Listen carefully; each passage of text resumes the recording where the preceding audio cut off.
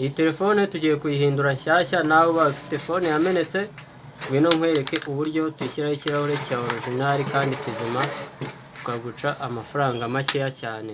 Twe ntabwo duca amafaranga, ahubwo dukora akazi neza kugira ngo tujye dutanga serivisi nzima. Dore ngiyi urayibona telefone yacu bayita Spark 10C, tugiye gushyiraho ikirahure cya original. Dore ngiki aba ari icya fime bakita Pixmart. Dore ngiki aba ari ikirahure original kabisa, urabona ko ari ikirahure cy'umukara cya fime cy'uruganda bita Pixelmart.